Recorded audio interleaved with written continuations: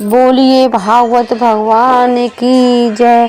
आप दुर्गा मंदिर से जुड़ी संबंधित कोई भी वीडियो अगर देखना चाहते हैं तो ग्रुप में तो आप ऐसा सब्सक्राइब अवश्य करें और बेल आइकन का बटन अवश्य दबाएं और लाइक अवश्य करें ताकि मैं आपकी सेवा में ऐसे ही वीडियो प्रस्तुत करती रहूं। तो बोलिए भागवत भगवान की जय। तो आज भागवत में हुआ है हमारे बामन देव भगवान ने हमें दर्शन दिए। उसके बाद में हमारे कृष्ण जी का जन्म हुआ है और बहुत ही प्यारे कान्हा जी लग रहे हैं, मानो साक्षात वहाँ से ब्रह्मलोक से बिल्कुल कान्हा जी बिल्कुल उतरे हैं। बहुत ही प्यारे, बहुत ही सुंदर कान्हा जी हैं।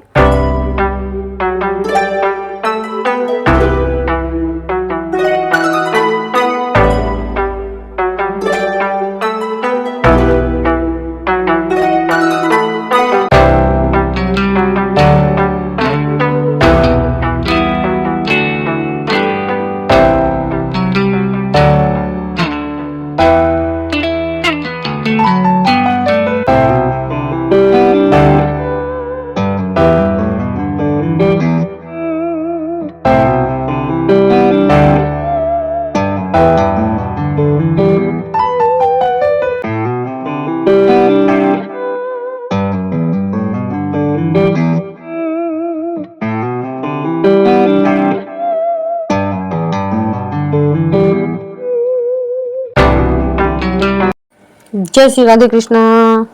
Welcome to my Sanjuta blog. और हम आज है भागवत का चौथा दिन और भागवत के चौथे दिन पर गाइस आज हम आपको श्री कृष्ण जन्म वामन देव भगवान का सभी विस्तार से दिखाएंगे और सुनाएंगे।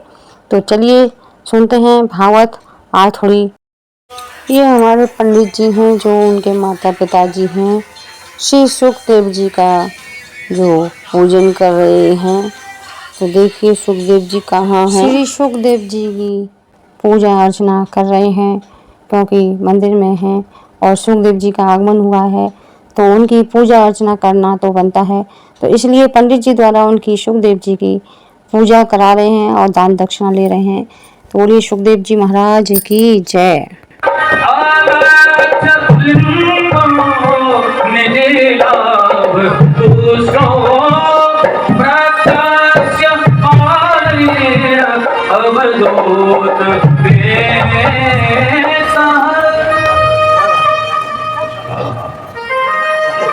सुखदेव जी का पूजन हुआ है महाराज। सुखदेव जी पहले यहाँ बैठे थे, उड़ करके वहां पहुंच गए। देखो दर्शन करो सुखदेव जी का। बड़े दिन में सुखदेव जी हैं, पहले यहाँ बैठे पहले दिन, और यहाँ को अच्छा नहीं लगा, वहां क्या के लिए गए कि सबको दर्शन हो।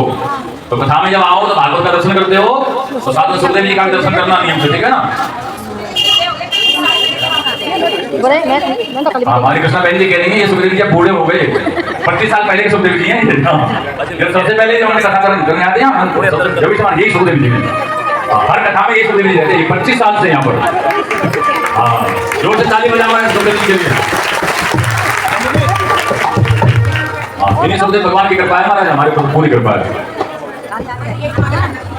तो सुखदेव जी महाराज का बड़ी विद्वान से पूजन करके राजा ने सुंदर आसन पर विराजमान किया है और अपने भाग्यों की बड़ी सराहना की है। अहो अद्य वयं ब्रह्मन् सतसेव्यः छत्रबन्धवः कृपया अतिथिरूपेण भवद्भिस्तीर्थकः कृतः। राजा ने कहा महाराज हमारा बड़ा सौभाग्य है। क्या सौभाग्य है? अतिथि के रूप में आप यहाँ पर बता रहे हैं। उद्धार कैसे होगा कि नहीं होगा? और आपके आते ही क्या है, हम विश्वास से भर गए। हमको विश्वास हो गया कि अब हमारा कल्याण हो जाएगा। बस श्रोता जब तक इसी विश्वास से न भर जाए कि हमारा कल्याण हो जाएगा तब तक क्या वो डामाडोल रहेगा, और जो डामाडोल रहेगा उसका कल्याण नहीं होगा। कल्याण किसका होगा? जो विश्वास कर लेगा। सुखदेव भगवान की बड़ी प्रशंसा करके फिर प्रश्न किया कि महाराज एक प्रश्न करें आपसे, आज्ञा लेकर के करो। क्या प्रश्न है? तो कहते हैं अतः प्रख्यामि संसिद्धिं योगिनां परमं गुरुं पुरुषस्य यत् कार्यं म्रियमाणस्य सर्वथा। गुरुदेव ये जो पुरुष है, ये जो मनुष्य है, सर्वथा म्रियमाण है, ये मरने वाला है। ऐसा हमारा कोई दिन नहीं होता जिस दिन संसार में जन्म नहीं होता है और न कोई ऐसा दिन होता है जिस दिन संसार में मृत्यु नहीं होती है। हर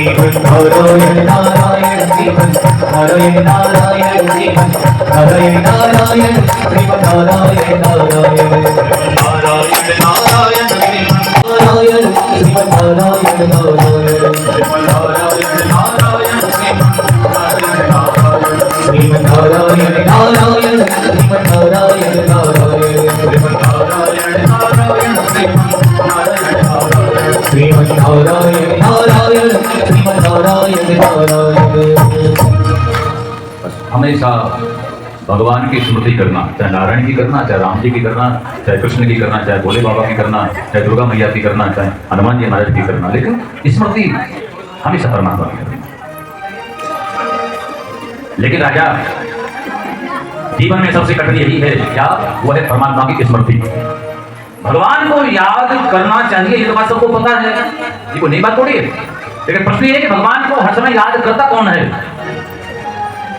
हर समय भगवान को याद कौन रखता है? तो श्रेष्ठ कौन है? जो हर समय भगवान को याद रखता है। ये संसार आपको और हमको ज्यादा याद क्यों आता है पता है आपको? क्योंकि हम ज्यादा याद भगवान के लिए संसार की करते हैं। क्योंकि आप जिसकी ज्यादा याद करोगे वही आपको ज्यादा याद आएगा, ठीक है ना? आप जिसकी याद करो वो ज्यादा याद आएगा। जैसे आप लोग कथा में आती है ना, तो सब प्लानिंग करके आती हैं कि आज तो जाएगी कि नहीं जाएगी। हाँ मैं जाऊंगी। अच्छा तो कौन जाना, मैं वहीं मिलूंगी, ठीक है ना? अब जो आ गई है ना और जो नहीं आई है, तो आने वाली बार बार देखती है तो आएगी 5 बजे। अरे भाई आ जाएगी, आना होगा तो आ जाएगी, कोई बात नहीं। कथा तो आज 7 बजे तो होगी ना, तो अभी तो बहुत टाइम है। 5:30 बजे आएंगे लोग, 6 बजे भी आएंगे, 6:30 भी आएंगे, 6:45 भी आएंगे, और बहुत से आरती के बाद भी आएंगे राधे राधे।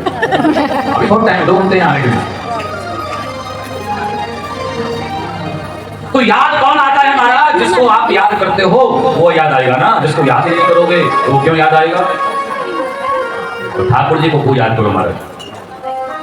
लेकिन ठाकुर जी की याद करना है बड़ा कठिन। उसमें कारण होता है सबसे भगवान। ठाकुर जी की याद क्यों नहीं आती आपको? इस कारण से नहीं आती है, तो कारण भी बता रहे हैं। क्या? ये मनो निर्विषयं युक्ता। महाराज ये मन जो है ना, ये बड़ा विषयी है। तो मन को ज्यादा याद किसकी आती है? विषय की। आप जब सो करके जगते हो तो कहा तो जाता है कि भगवान को याद करो उठते उठते। जैसे विभीषण जी सो करके उठे तो सुंदरकांड में चौपाई लिखा है कि राम राम ते सुमिरन कीना है, हृदय हर्ष कपि सज्जन चीना। विभीषण जी राम राम कहकर के उठे। आज का आदमी उठता है तो हमारा राम राम नहीं, क्या बोलता है कि चाय चाय ते सुमिरन कीना। अरे भाई चाय बना लाओ। हम लोग कथा में बाहर आते हैं ना हमारे, तो नहा धो के तब हमको चाय मिलती है। पर घर में जब हम रहते तो हम भी सबसे पहले चाय पीते, नहाते बाद में राधे राधे। अच्छा बाहर क्यों नहीं बिना नहाए चाय पीते? फिर लोग क्या कहते? अरे गुरुजी बिना नहाए चाय पी लेते क्या? हमारे बड़ा ध्यान रखना पड़ता है, लोगों का मन नहीं बिगड़ जाए, श्रद्धा खत्म न हो जाए। तुम्हारी श्रद्धा भी पता है गुरु लोगों को कितना मर्यादा में रहना पड़ता है किसी बात के लिए, भाई श्रद्धा खत्म न हो जाए। हाँ, यदि आप भी जब सुन करें गुरुजी बिना नहाए चाय पी लेते हैं, ये कहा कि गुरुजी है तो बेकार गुरुजी। ये बात। तो सुखदेव भगवान कहते हैं कि मन को हमारा निर्विषय बनाओ। और निर्विषय का मतलब क्या होता है कि जिस वस्तु को आपने त्याग किया है उसका दोबारा चिंतन न करो। जैसे लोग जाते हैं बद्रीनाथ जाते हैं या कहीं पे जाते हैं तो कुछ ना कुछ फल छोड़ करके आते हैं। तो वहां पर होता तो ये होना भी चाहिए कि जब आप बद्रीनाथ जाएं या कहीं भी जाएं धाम में तो वहां बढ़िया वाला फल छोड़ करके आना चाहिए। सही बात है। जिसे आप ज्यादा स्वाद से खाते हो ना वो फल वहां छोड़ना चाहिए, जो अपनी फेवरेट चीज हो।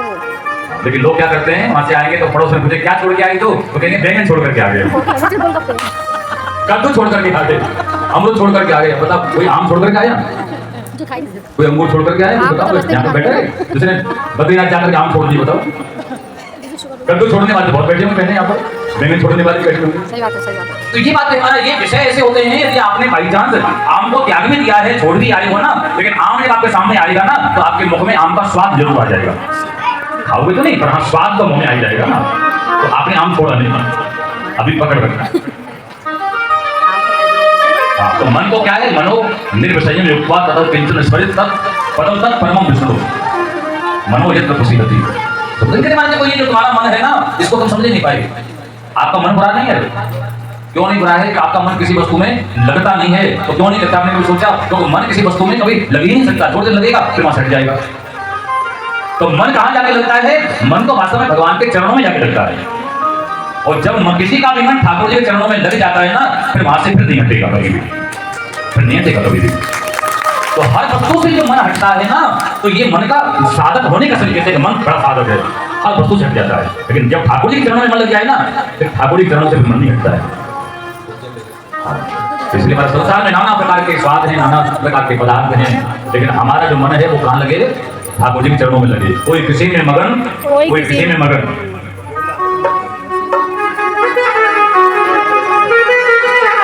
कोई किसी में मगन, कोई किसी में मगन, कोई किसी में मगन, कोई किसी में मगन, कोई किसी में मगन, किसी में मगन।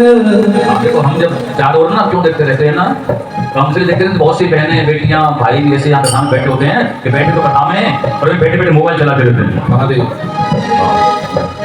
तो मोबाइल जो चलाते हैं हमारे, हमको हम देख लेते हैं, ये समझ नहीं देखते। इसलिए मोबाइल चलाने वाले जरा सावधान हो बैठा करो। कोई किसी में मगन, कोई किसी में मगन, कोई किसी में मगन, कोई किसी में मगन। और मैं तो कान्हा की दीवानी, अपने कान्हा में मगन, मैं तो कान्हा की दीवानी, कान्हा में मगन, मैं तो कान्हा की दीवानी, मैं कान्हा में मगन, कान्हा की दीवानी, मैं कान्हा में मगन। कोई किसी में मगन, कोई किसी में मगन, कोई किसी में मगन, कोई किसी में मगन, कोई किसी में मगन, कोई किसी में मगन, कोई किसी में मगन। मैं तो कान्हा की दीवानी, मैं तो कान्हा की दीवानी, अपने कान्हा में मगन, मैं तो कान्हा की दीवानी, अपने कान्हा में मगन, मैं तो कान्हा की दीवानी, अपने कान्हा में मगन, मैं तो कान्हा की दीवानी, अपने कान्हा में मगन।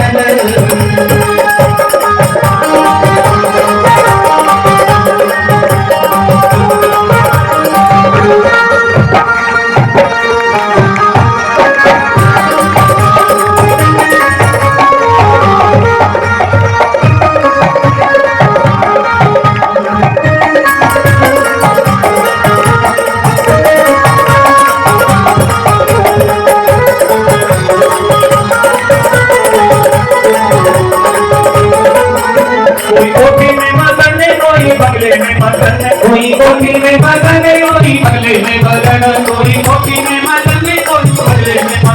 कोई कोठी में मगन, कोई बगले में मगन। मेरी छोटी सी है वो, मेरी छोटी सी झोपड़िया में, उसी में मगन, मेरी छोटी सी झोपड़िया, उसी में मगन, मेरी छोटी सी झोपड़िया में, उसी में मगन, मेरी छोटी सी झोपड़िया में, उसी में मगन। कोई किसी में मगन, कोई किसी में मगन, कोई किसी में मगन, कोई किसी में मगन।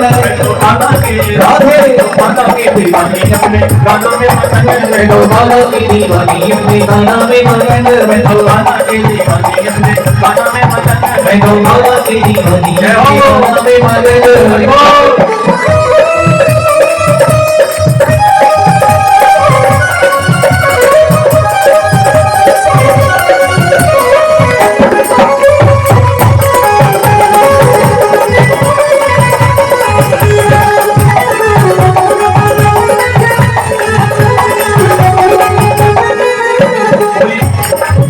कोई लड्डू में मगन, कोई पेड़ा में मगन, कोई लड्डू में मगन, कोई पेड़ा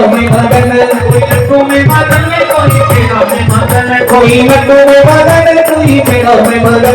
तो रुकी टुकी है वो, रुकी टुकी खाओ मैं तो उसी में मगन, मैं तो रुकी टुकी खाओ मैं तो उसी में मगन, मैं तो रुकी टुकी खाओ मैं तो उसी में मगन, मैं तो रुकी टुकी खाओ मैं तो उसी में मगन। किसी में मगन, कोई किसी में मगन, कोई किसी में मगन, कोई किसी में मगन, कोई किसी में मगन, कोई किसी में मगन, कोई किसी में मगन, कोई किसी में मगन। मैं तो कान्हा की दीवानी, कान्हा में मगन, मैं तो कान्हा की दीवानी, अपने कान्हा में मगन, मैं तो कान्हा की दीवानी, अपने कान्हा में मगन।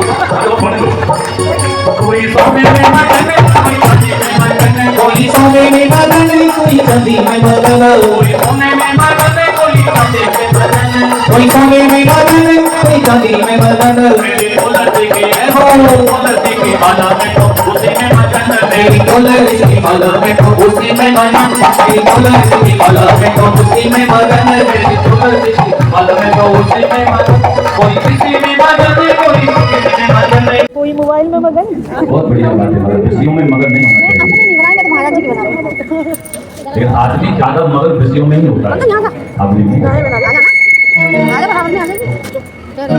हाँ, हम जैसे घर में रुके हुए हैं ना सिर्फ गली में तो कभी कभी हम गली में झांकते रहते हैं गली में क्या हो रहा है तो आज हमने देखा एक आदमी तम्बाकू खाने वाला आजकल क्या हो तो अलग अलग आते हैं तम्बाकू और दोनों चीजें उसे भी डाल के क्या होती है मिलाता खा रहा है बहुत बहुत दूर तक मैं देखा उसको मगन होता मिलाते हो जाता गुड़िया में दोनों मिक्स हो जाए फिर खाओ तो इतना बताएं और सीधी ये नशा करने वाले ज्यादा अच्छे होते हैं क्यों होते हैं क्यों ज्यादा मगन होते हैं नशा में।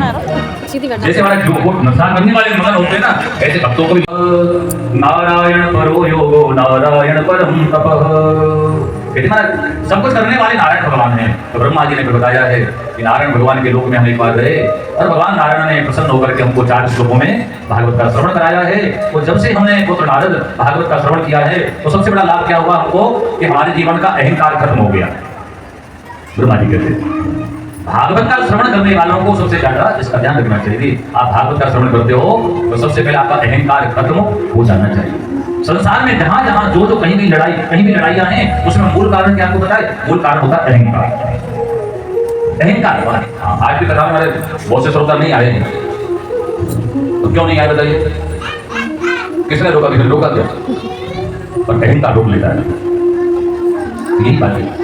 ब्रह्मा जी कहते हैं भागवत को नारायण के मुख से मैंने सुना मेरा अहंकार खत्म हो गया। तो भागवत सुनने का मतलब यही है आपके जीवन का अहंकार खत्म हो जाए। भगवान नारायण ने 4 श्लोकों में ब्रह्मा जी को समझा दिया और ब्रह्मा जी इतने महाराज चतुर सुजान हैं, इतने बुद्धिमान हैं कि 4 श्लोकों में ही ज्ञान को प्राप्त कर लिया। और हम आप कितने श्लोक सुनते हैं भागवत में? ठीक है, यही बात है। ब्रह्मा जी कहते हैं भगवान के मुख से ज्ञान प्राप्त किया तो अहंकार से निवृत्ति हो गई। फिर आगे सुखदेव भगवान बताते हैं कि यही प्रश्न एक बार श्री विदुर जी महाराज ने भी मैत्रेय ऋषि से किया था कि परमात्मा सृष्टि को कैसे निर्मित करते हैं। हाँ, तो जब विदुर जी महाराज को वैराग्य हुआ हस्तिनापुर को छोड़ दिया इन्होंने, फिर जाकर के वृंदावन पहुंचे। उद्धव जी के द्वारा मालूम पड़ा है कि भगवान कृष्ण अपने स्वधाम चले गए हैं 5 भौतिक देह को छोड़ करके। तो कृष्ण के वियोग में फिर विदुर जी महाराज हरिद्वार में पहुंचे और वहां पर मैत्रेय ऋषि से बड़ा सुंदर ज्ञान प्राप्त किया। और मैत्रेय को जाकर के सबसे पहले विदुर जी महाराज ने बड़ा सुंदर एक पहले प्रश्न दिया है। ये प्रश्न करना आवश्यक है। क्यों करना आवश्यक है? क्योंकि ये प्रश्न प्रायः सभी के मन में होता है। कौन सा प्रश्न?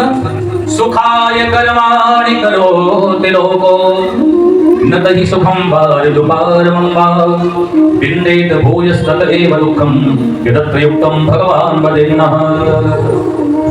विदुर जी महाराज को बड़ी पीड़ा इस बात की है कि संसार के लोग हमेशा दुखी क्यों रहते हैं। किसी न किसी प्रकार का कोई ना कोई दुख सबको ही पकड़ के रखता है। जिसे नानक ने कहा कोई तन दुखी, कोई मन दुखी, कोई चिंता चित्त उदास, कोई तन से दुखी है, शरीर से नहीं रहा है। कोई मन से दुखी है, उसका मन दुखी है? कोई चित्त से दुखी है, उदास है बेचारा। तो नानक कहते हैं कोई तन दुखी, कोई मन दुखी, कोई चिंता चित्त उदास, और थोड़े थोड़े सब दुखी और सुखी राम के दास। थोड़े थोड़े सब दुखी, वो सुखी कौन है? सुखी राम के दास, सुखी कृष्ण के दास। जो ठाकुर जी का दास बन गया है, भगवान का भक्त बन गया है, सुख तो वही पा सकता है जीवन। बाकी जो संसारी है वो कभी सुख नहीं पा सकता है। और यही उत्तर किया मैत्रेय ने कि हमारे संसार के जो लोग हैं जो कर्म करते हैं ना, तो कर्म जब करते हैं ना सबसे बड़ी गलती करते हैं, अपराध करते हैं। क्या अपराध करते हैं? कि जिस परमात्मा के लिए कर्म कर रहे हैं तो कर्म पर तो ध्यान है लेकिन परमात्मा के ऊपर ध्यान नहीं है। भरद्वाज जी आपने परसों सत्यनारायण की कथा की, वहां पर परसों की तो सुने कितने लोगों ने बताओ? वहां पर सबके घर सत्यनारायण की कथा होती है कभी कभी साल 2 साल में, तो उसमें देखना जब कथा होती है सत्यनारायण भगवान की तो सुनते कितने लोग हैं? सुनने का कोई नहीं। हाँ, वो जो कराने वाले यजमान कोई पंडित से कहते बढ़िया पढ़ते हो, तो पंडित जी कहते कोई सुने तो सुनाऊं? नहीं, आप करो, अपने साथ व्यवस्था देख रहे हैं। हाँ, वो व्यवस्था में लगे रहते, आने वाले जाने वाले सब व्यवस्था में लगे हैं और कथा सत्यनारायण की में आए हुए हैं और सुन कोई नहीं रहा है। पूरी सत्यनारायण की कथा में यदि किसी को कुछ याद रहता है तो दो ही बात याद रहती है, क्या? एक लीलावती, एक कलावती। इसके अलावा बता कोई किसी का कोई नाम आपको याद है? एक लीलावती कलावती का नाम तो सबको याद हो जाता है, और उसके अलावा तीसरा नाम किसी को नहीं याद है। तो यही बात है, भगवान के लिए कोई भी कृत्य करो, कर्म करो ना, तो भगवान को चिंतन करते हुए करो। आप भजन भी करते हो ना, तो भगवान को चिंतन करते हुए करना। यदि कृष्ण का नाम लिया है तो उसमें चिंतन में कृष्ण ही होनी चाहिए। यदि राम का नाम लिया है तो चिंतन में उस समय राम ही होने चाहिए। ठीक है ना? अभी अचानक कोई आपसे आकर के कहते सांप, सर्प, और सर्प का नाम लेते ही सर्प का फोटो आपके दिमाग में तुरंत आ जाएगा। सही बात है, सही बात है, सही बात है नहीं सामने? हाँ, पर नाम लेते ही सांप का फोटो आपके आंखों में आ जाएगा। हाँ, यही हाल भगवान के नाम लेने में होना चाहिए। हाँ, कि कृष्ण का नाम लिया है तो कृष्ण का फोटो चित्र सामने आ जाए। इस प्रकार से फिर ब्रह्मा जी महाराज के प्रागट की कथा सुनाई है मैत्रेय ने। भगवान नारायण की नाभि पर कमल, फिर ब्रह्मा, फिर सनत कुमार हुए हैं, फिर 10 ऋषि प्रकट हुए हैं। ब्रह्मा के 2 भाग हुए थे, के 2 भाग, उसमें से दाहिना भाग मनु और वाम भाग से स्वरूपा का प्रकट हुआ है। इसी क्रम में भगवान 12 का अवतार हुआ ब्रह्मा की नासिका से। भगवान 12 ने रसातल में प्रवेश किया है और पृथ्वी को लेकर के भगवान 12 आ रहे थे। रास्ते में हिरण्याक्ष नाम का दैत्य मिला है और भगवान ने हिरण्याक्ष का वध कर दिया और पृथ्वी को लाके भगवान ब्रह्मा को देते हैं। फिर ब्रह्मा जी ने मनु जी महाराज को कहा कि अब आप जो है इसका प्रयोग करिए, पृथ्वी का संतान उत्पत्ति करिए। तो मनु जी महाराज ने 2 पुत्र प्राप्त किए और 3 पुत्रियां प्राप्त की हैं। पुत्रों के नाम क्या है? एक का नाम है प्रियव्रत और दूसरे का नाम है उत्तानपाद। पुत्रियां क्या है? एक तो आहुति, देवहूति और प्रसूति। तो इसलिए मनु जी महाराज ने अपनी जो देवहूति नाम की जो बिटिया है उसका विवाह कर्दम ऋषि के साथ में कर दिया है। और इन्हीं कर्दम ऋषि के गृहस्थ जीवन में भगवान नारायण कपिल भगवान के रूप में प्रकट होते हैं। बोले कपिल भगवान की जय। भगवान जो कपिल हैं, इन्होंने अपनी माता देवहूति को बड़ा सुंदर ज्ञान का उपदेश किया है। देवहूति हमारा बड़ी व्याकुल हो रही थी। क्यों व्याकुल हो रही थी? क्योंकि उनके जो पति हैं कर्दम जी महाराज, वो गृहस्थ आश्रम को छोड़ करके चले गए हैं और पति के जाने के बाद में देवहूति बहुत उदास रहती है। इस संसार के लोग हमारे पता कौन समझाए? पत्नी चली जाए तो पति उदास, पति चला जाए तो पत्नी उदास। आप थोड़ा ज्ञान से काम लो भाई। देखो संसार में न तो कोई साथ में आया है न कोई साथ जाएगा, ठीक है ना? यदि जुड़वा बच्चा भी किसी माँ के गर्भ से पैदा होते हैं उनमें भी थोड़ा समय होता है, चाहे 1 मिनट का ही समय हो। आप समझे नहीं पाए? संसार में आप आए हैं, सब अपनी उम्र लेकर के आए हैं, सबको समय से आना है, सबको समय से जाना है। पर हर एक का स्वभाव यही होता है। जो देवहूति क्या कर रहे हैं कि पति चले गए हैं तो पति की याद करती रहती है। आप बताइए, यदि गए हुए पति को आप याद करते रहते हो, इससे फिर आपको क्या लाभ होगा? बस तो लाभ होने वाला है। या आपकी पत्नी चलेगी तो पत्नी को आप याद करते हो, क्या लाभ होगा? कुछ नहीं बोला। आपको ही मालूम होना चाहिए कि संसार से जाने वाला व्यक्ति संसार से जाते ही यहाँ का सब कुछ भूल जाता है। आप उसे याद करो, लेकिन उसको नहीं पता कि हम कहां से आए हैं। करते हो याद? पर जिसको आप याद कर रहे हो ना, आपकी याद वहां तक नहीं पहुंच रही है। तो क्या करना चाहिए? याद उसको करो जिसके पास हमारी याद पहुंच जाए। ठाकुर जी को याद करो, ठाकुर जी को याद करो, ठाकुर जी के पास हमारी याद पहुंच जाती है। बोलो बांके बिहारी लाल की जय। तो देवहूति को भगवान कपिल समझा रहे हैं कि भैया हमने आपको पढ़ लिया, आपको देख लिया, सबसे बड़ी गड़बड़ी कहां पर हो रही है? सबसे गड़बड़ी आपके मन के द्वारा हो रही है।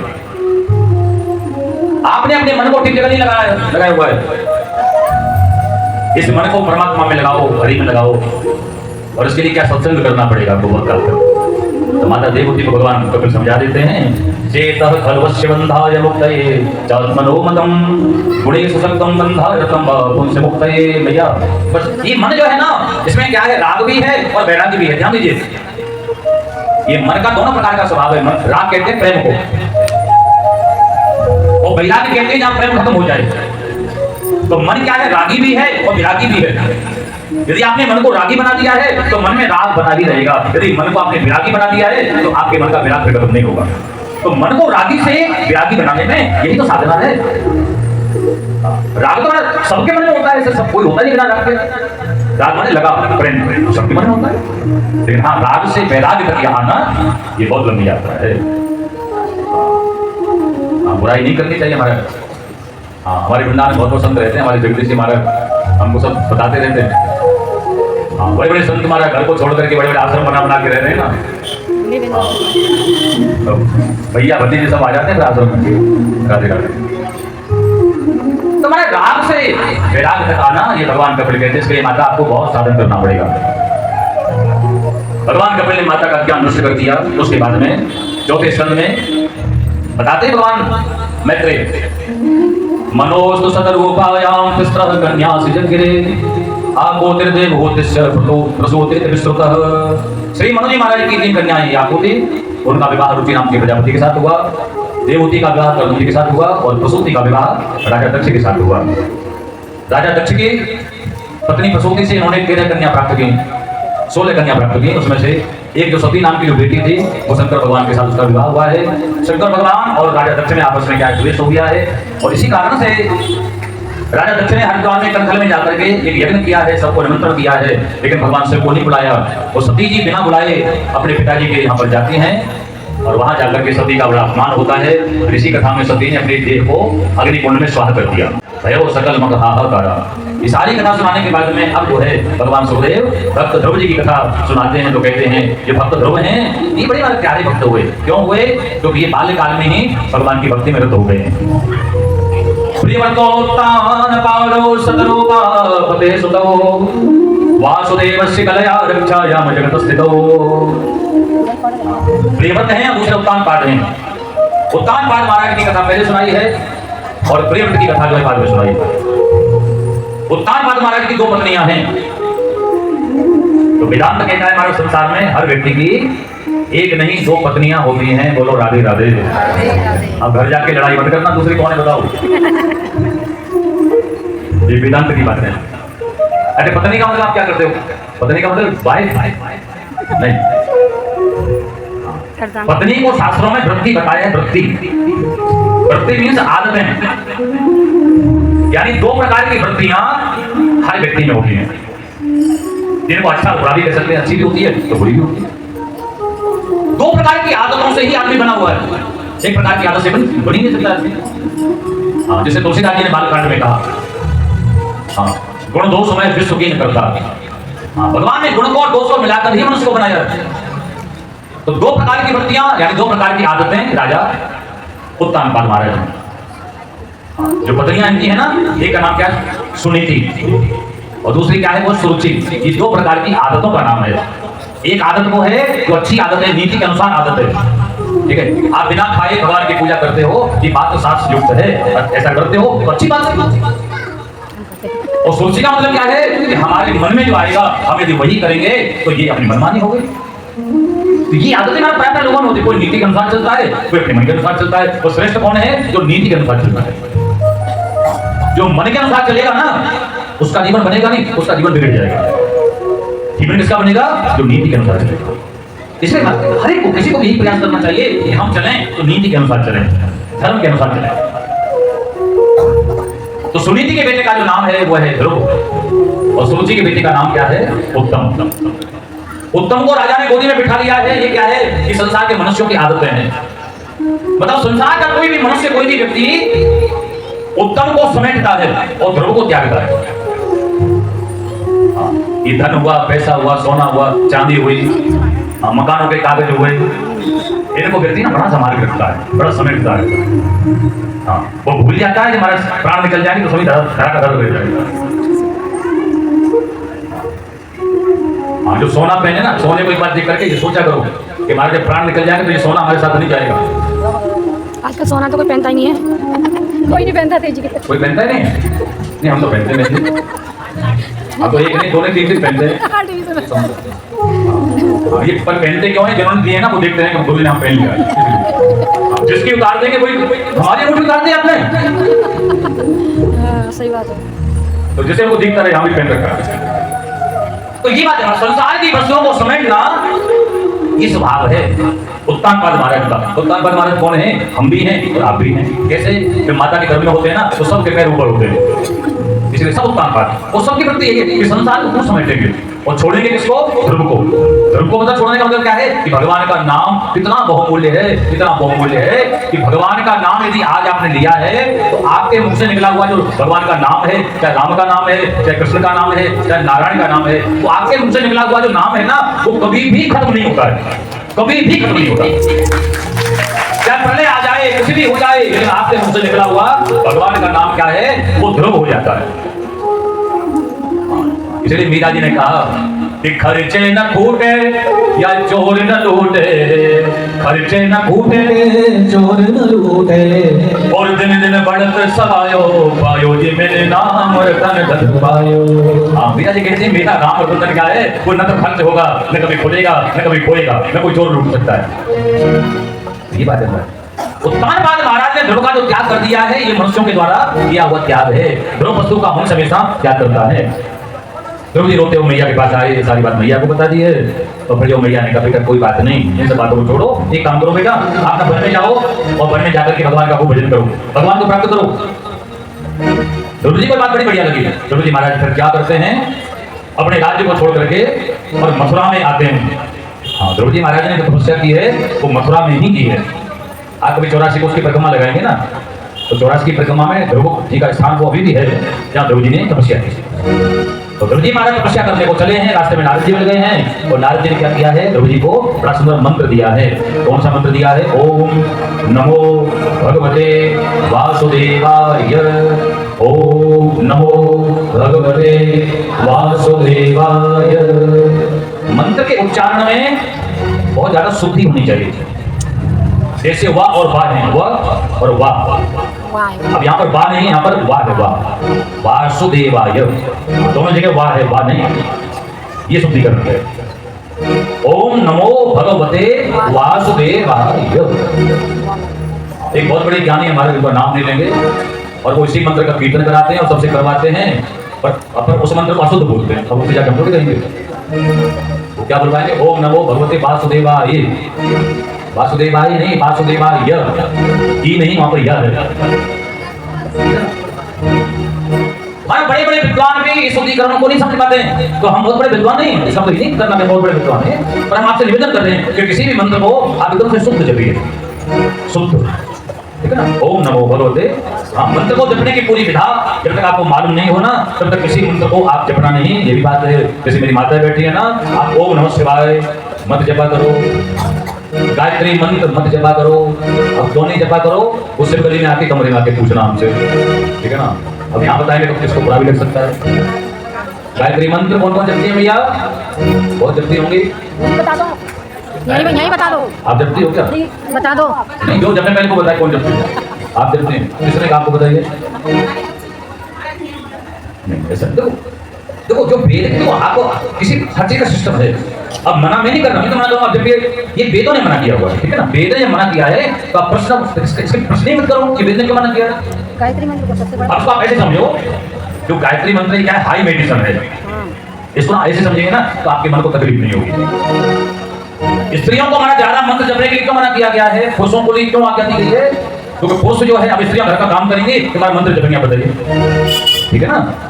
स्त्री तो हमारे घर का काम भी ठीक से करती है तो उसका पूजा पाठ यही है, यही होता है उसका पूजा पाठ, ठीक है ना। यदि जैसे हम आचमन करते हैं ना, ब्राह्मण आचमन करेगा तो 3 बार पीना पड़ेगा उसको, और ब्राह्मण के द्वारा किया आचमन नाभि तक जाना चाहिए, तब शुद्ध होता है, ठीक है। क्षत्रिय आचमन करे यदि यहाँ तक आता है तो शुद्ध हो जाता है, वैसे आचमन करे तो यहाँ तक आ जाएगा तो शुद्ध हो जाएगा। और शूद्र यदि जल को छू लेगा ना तो जल के छूने से ही पवित्र हो जाएगा, ठीक है ना, ठीक है। जो जितना ज्यादा महान है उसके लिए ही ज्यादा नियम है। तो सबसे ज्यादा नियम किसके लिए है? ब्राह्मण के लिए, ठीक है। आपके लिए ये नियम क्यों नहीं दिए हैं? क्योंकि आपको उसकी जरूरत ही नहीं है, ठीक है। अब आपको बुखार आएगा तभी तो दवाई लोगी ना, जब बुखार नहीं आ रहा तो फिर आप लोग तो हम तो नहीं दवाई ले सकते, बिना बुखार के दवाई लेने का बताओ तो कोई पागल ही तो कहेगा, जब जरूरत नहीं तो क्यों ले रहे बताओ। तो जैसे जरूरत के अनुसार मेडिसिन ली जाती है, औषधि ली जाती है ना, वैसे गायत्री मंत्र है, हमने पुराण से पढ़ा हुआ था, बोल, ठीक है। और जैसे ओम नमः शिवाय है, अब आपको जपना क्या? आप नमः शिवाय जपें या शिवाय नमः, ऐसा करके जपें, ठीक है। देखो नियम से आप मंत्र जप करोगे ना तो आपको फल मिलेगा, और अपने मन से जपोगे तो आपको कोई फल नहीं मिलेगा। ठीक है ना। तो ये अब गायत्री मंत्र कर लेना चाहिए, मैं बहन जी को बता दूं, गायत्री मंत्र के लिए एक तो चोटी का होना आवश्यक होता है, एक जनेऊ का होना आवश्यक होता है। अब आपने जनेऊ तो पहना नहीं हुआ है, फिर क्यों जपेंगे बताइए, ठीक है ना। बिना जनेऊ के कोई भी गायत्री मंत्र जपेगा तो कोई फुला भी नहीं होगा। चोटी, यज्ञोपवीत और मस्तक पर तिलक, ये तीन साधनों को करने वाला ही गायत्री मंत्र जपे, ताकि जो साधन न कर सके तो बाकी भगवान का और का नाम जपे। इस प्रकार से तो समय कम है, ये प्रसंग बस मैंने आपसे जरूर चाहिए। तो ध्रुवजी महाराज ने जैसे ये ओम नमो भगवते वासुदेवाय मंत्र है ना, ये भी मैं निवेदन करूंगा माताओं से, इस मंत्र को भी हर समय नहीं जपना है।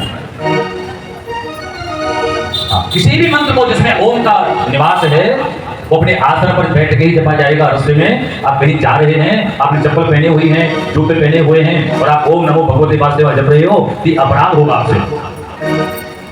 इस प्रकार से ध्रुव जी महाराज ने ओम नमो भगवते वासुदेवाय, ओम नमो भगवते वासुदेवाय, ओम नमो भगवते वासुदेवाय, ओम नमो भगवते वासुदेवाय, ओम नमो भगवते वासुदेवाय, ओम नमो भगवते वासुदेवाय, ओम नमो भगवते वासुदेवाय, ओम नमो भगवते वासुदेवाय, ओम नमो भगवते वासुदेवाय, ओम नमो भगवते वासुदेवाय,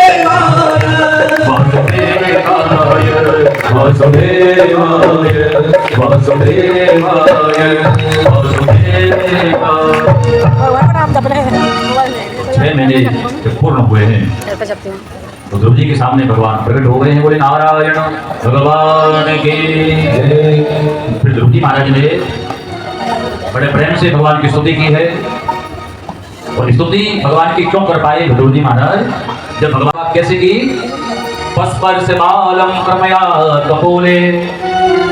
भगवान ने अपने शंख को ध्रुव जी के कपोल से स्पर्श करा दिया। ये विधि है, जो बच्चे पढ़ाई में कमजोर होते हैं उनके लिए विधि है ये।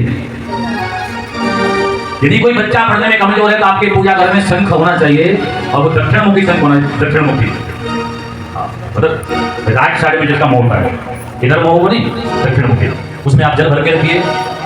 ये बड़ा सिद्ध होता है। और शंख को उठा करके उसके कपोल से स्पर्श कराएं। इससे क्या होगा कि जो पढ़ेगा उसको याद हो जाएगा, उसका कैचिंग पावर बढ़ जाएगा। प्रताप सिंह जी कह रहे हैं माला मिल ना रही, बच्ची कहाँ से आगे क्यों? सूरज जी बताओ कहाँ से लेके आए उसने? वो बताने मौका तो सूरज जी लेके आए। अपनी माला कोई बात नहीं। जुकाम है ना ज्यादा, एक तो नाम तो नहीं, ठीक है ना? कब लेंगे माला बताओ? 8 तारीख को। 7 को पूरी है, 8 को नाम चलो जाते। बोले वृंदावन बिहारी लाल की जय। ये मिलेगा।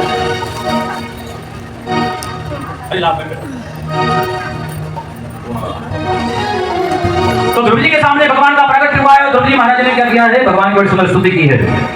योऽन्तः प्रवेश्य मम वाचमिमां प्रसुप्तां सञ्जीवयत् किल शक्तिधरस्वधाम्ना अन्या सहस्रचरणश्रवणभुगादिं प्राणान् नमो भगवते पुरुषाय तुभ्यम्। ध्रुव जी की स्तुति के द्वारा भगवान बड़े प्रसन्न हो गए हैं। इसलिए स्तुति करने वालों को इस बात को बड़े ध्यान से श्रवण करना चाहिए कि आप जब स्तुति करो भगवान की, तो आपकी स्तुति करने से भगवान प्रसन्न हो जाएं। और ज्यादा मंत्र तो आपको याद नहीं आते हैं। कोई गिरा दूसरी में बारे में फूल में गिरा तो दूसरी बारे में आगे तो जो स्तुति करते हैं ना, स्तुति करने वालों को एक मंत्र सबको याद होता है ना। कौन सा वाला? त्वमेव माता। सुनते याद है ना? याद है ना ठीक से सबको? आप सब बोलो, हम सुनेंगे। बोलो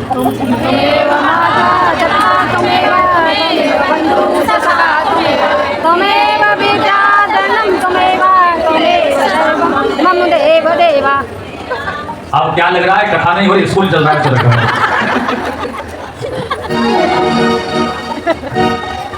ठाकुर जी को जब कहो कि तुम्हें माता, तो इस बात को बड़े भाव से कहना कि ठाकुर जी को भी लगे कि हाँ आपने मुझे माता माना है। अब आप लोगों ने क्या है ना, वो शब्द ठाकुर जी को सुनाते हैं। शब्द के साथ साथ जब तक भाव ज्वाइंट नहीं हो जाएगा, जुड़ नहीं जाएगा ना, तो शब्द को ठाकुर जी नहीं सुनते, ठाकुर जी आपके भाव को सुनते हैं। मन तो चाहिए कि बोलना, पर उसको इसे भाव से बोलना कि ठाकुर जी को लगे कि आपने उनको माता माना है। पिता कहा है तो ठाकुर जी को लगे कि हाँ आपने उनको पिता माना है। त्वमेव माता, बहुत बहने हमने सुना है अपने कानों से, वो त्वमेव की जगह क्या कहेंगे, तमेव माता। जब पिता तमेव नहीं है, त्वमेव। हाँ, सीलमपुर वाले समझ रहे हो ना? ठाकुर जी प्रसन्न हो गए, ठाकुर जी कहे ध्रुव जी मैं प्रसन्न हो गया, वरदान मांग लो। अब ध्रुव जी ने ठाकुर जी को निवेदन किया कि ठाकुर जी बात करें आपको, हम बताओ कि जब तक आपको हमने देखा नहीं था ना, तो हमको बहुत मन में संकल्प थे कि ठाकुर जी प्रकट होंगे तो हम ठाकुर जी से ये मांगेंगे, ये मांगेंगे, ये मांगेंगे। लेकिन सत्य बात कहें, जब आपको देख लिया तो अब मांगने की इच्छा ही सारी खत्म हो गई, अब कोई इच्छा नहीं हो रही। फिर भी भगवान ने कहा कि अब कुछ तो मांग लो थोड़ा। तो जब कई बार कहा तब ध्रुव जी ने कहा कि ठाकुर जी यदि कर सकते हो तो एक कृपा करो, और सी कृपा कि हमें अपने साथ में लेकर के चलो। समरिया ले चल पर ले समरिया ले चल पर ले समरिया ले चल पर ले समरिया ले चल पर ले अरे जहाँ विराजे राधा रानी, जहाँ विराजे राधा रानी, वो हलवेली सरकार समरिया ले चल पर ले सवरिया ले चल पर ले सवरिया ले चल पर ले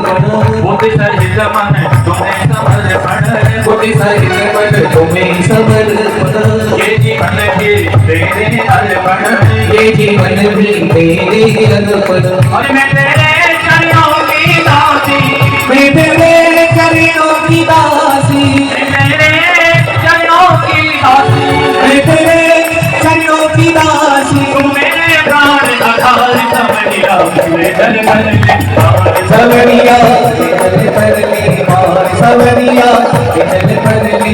जहाँ विराजे राधा रानी, जहाँ विराजे राधा रानी, वो हलवेली सरकार सवरिया चल पर ले।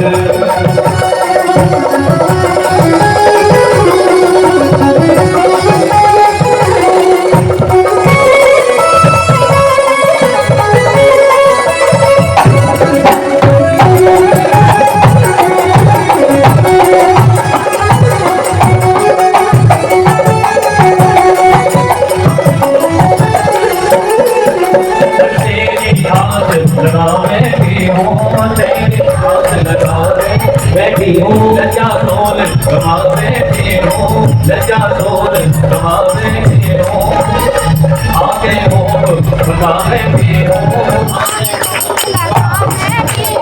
अपना आप बतावे हूँ, अपना लुटावे हूँ। हर सावरिया में तेरी रागिनी, सावरिया में तेरी रागिनी, सावरिया में तेरी रागिनी, सावरिया में तेरी रागिनी। तू मेरा बंदा है, ले चल पर ले सवरिया ले चल पर ले सवरिया ले चल पर ले। जहाँ विराजे राधा रानी, जहाँ विराजे राधा रानी, वो हलवेली सरकार सवरिया ले चल पर ले सवरिया ले चल पर ले सवरिया ले चल पर ले।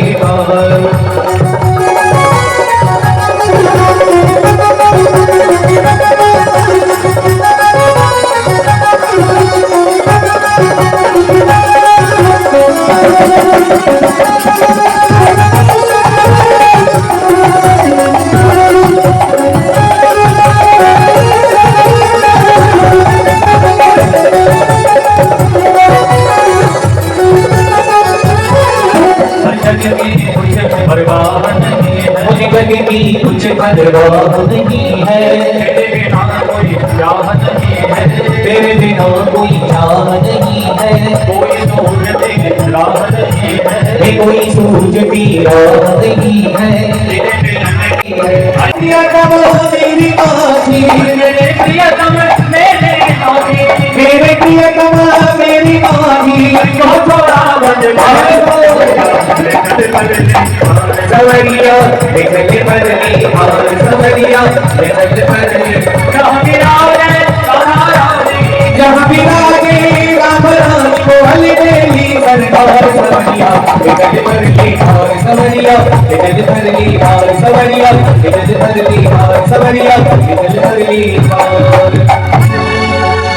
बोलिए सांवरे सरकार की जय। यही बात है प्रभु, इनको कब करो थोड़ा कि संसार हमको कब तक अच्छा लगता है जब तक हमको ठाकुर जी का दर्शन न हो जाए। ठाकुर जी के दर्शन का ऐसा प्रभाव है कि हमारा ठाकुर जी का दर्शन हो जाए तो भगवान ने क्या कहा, जब मेरा दर्शन हो जाए फिर क्या होता है कि मम दर्शन फल परम अनुभव और जीव भाव निज सहज स्वरूप। कहते हैं कि जब मेरा दर्शन हो जाता है ना, उसको स्वरूप का ज्ञान हो जाता है कि मैं क्या हूँ, वैराग्य हो जाता है। तो यही बात है, जिनको परमात्मा को पाना है ना, वो पहला ध्यान क्या दें कि पदार्थ से अपने मन को धीरे धीरे करके हटाते जाए। यदि पदार्थ को पकड़े रहोगे तो परमात्मा पकड़ में नहीं आएगा, इसलिए पदार्थों को धीरे धीरे करके छोड़ दी जाओ। लेकिन नमक सब्जी में जितना पड़ जाए ठीक है, बाकी हमने लोगों को देखा जब भोजन करने बैठेंगे तो सब्जी दाल को तो सब होगा ही, साथ में क्या है वो नमक भी रख लेंगे और हरी मिर्च भी रख लेंगे, वो रख लेंगे कि नमक कम हो तो नमक डाल लेंगे और मिर्च कम तो मिर्च भी खा लेंगे। इसका मतलब क्या हुआ कि आपने स्वाद को पकड़ लिया है। आपकी जीभ जो है ना इतनी चटोरी हो गई ना, उसको बैलेंस रहता है, जब तो बैलेंस नहीं मिल जाएगा वो संतुष्ट नहीं होगी। तो पदार्थ को हमारा जब छोड़ देगा या छोड़ने का प्रयास करेगा ठाकुर जी को पकड़ देगा। इसलिए पदार्थ को मत पकड़ो महाराज, आप प्रभु को पकड़ो। प्रभु जी का वैराग्य देख करके ठाकुर जी प्रसन्न हो गए। ठाकुर जी कहते कोई बात नहीं, चलो समय आएगा तो हमारे लोक में ही आप आओगे, लेकिन उससे पहले आप जाओ राजा बनो। और राजा भी 36,000 वर्षों के लिए बनाया ठाकुर जी ध्रुव जी को। फिर समय आया है ध्रुव जी का, भगवान के धाम में इन्होंने प्रवेश किया है। तो ठाकुर जी ने क्या किया, ध्रुव जी के लिए अलग से लोक बना दिया, जिस लोक का नाम हुआ ध्रुव लोक। बहुत से लोगों का नाम आपने सुना होगा कि गोलोक है, वैकुंठ है, शिवलोक है, ब्रह्मलोक है, रुद्रलोक है, नाना प्रकार के लोक है, साकेत लोक है। लेकिन देखा तो किसी को नहीं आपने, लेकिन हाँ एक लोक को सबने देखा है कि ध्यान से देखोगे तो जिसने नहीं देखा। जय श्री राधे कृष्णा। जहाँ पर ये सुखदेव जी होते हैं वहीं पर ही दर्शन जरूर होते हैं, वहीं पर ही भागवत विराजमान होती है। जहाँ भी भागवत होती है और सुखदेव जी का होना अति आवश्यक है, इसलिए सभी दर्शन कर लीजिए। बोलिए सुखदेव महाराज की जय। आप ही संसार छोड़ के आओगे तो आपको भी ऐसा ही लोक बना के दे दूंगा, ये ठाकुर जी की कृपा है। ये हमारा तारामंडल सब ये लोक ही तो है, हमारा बड़े बड़े ऋषि मुनि संसार छोड़ करके ठाकुर ने सबको अलग अलग प्रकार का लोक सबको दिया है, सबको दिया। तो ध्रुव जी ने ध्रुवलोक में विश्राम किया है। फिर ध्रुव जी के लोक में एक बहुत ध्रुव जी के वंश में आगे पृथु नाम के राजा हुए, इनकी कथा बड़ी लंबी है। पृथु जी की यज्ञ में भगवान प्रकट हुए तो पृथु जी को भगवान कहते वरदान मांग लीजिए। तो श्री पृथु जी महाराज ने भगवान से बड़ा सुंदर वरदान मांगा। क्या वरदान मांगा है? पृथु जी कहते हैं कि न कामये नाथ तदभ्यहं क्वचिन न यत्र युष्मच्चरणाम्बुजासव महत्तमान्तर हृदयार्मुखच्युतो विदस्व कर्णायुतमे समेवरः। प्रभु जी ने हाथ जोड़ के कहा ठाकुर जी